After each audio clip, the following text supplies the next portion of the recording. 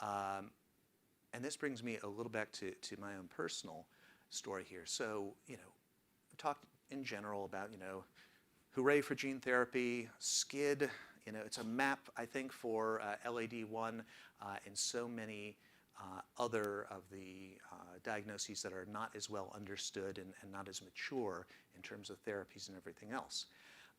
When I was diagnosed at 6 months, the assumption was SCID.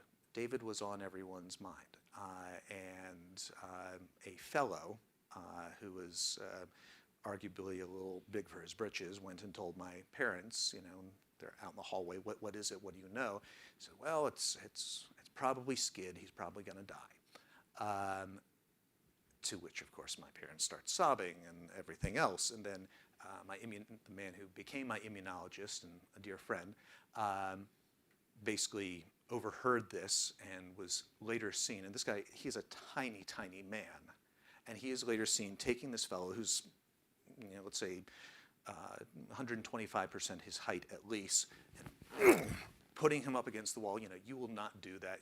A, bedside manner, but B, we don't know yet. And what it turned out is I had this one condition called XLA, and that was a much better prognosis. With that, there's a therapy involved. There was a therapy, and there is immunoglobulins, so basically replacement antibodies. So I don't make B cells, I don't make antibodies, but there were antibodies that are basically pooled from donors all around the country, fractionated down, and you can get hemophilia factor out of it, you can get alpha-1 antitrypsin, you can get albumin, and then, hey, you can get immunoglobulin.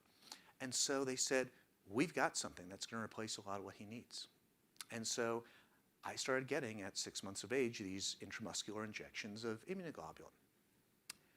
Hooray, I'm around. That was the piece that saved my life. But man, oh man, the trauma. IV or IG, IMIG is a real viscous stuff. If you're a nurse, you really got to shove it in to get. It's not easy for the patient. It's not easy for the care team. And so we went along that route for a number of years.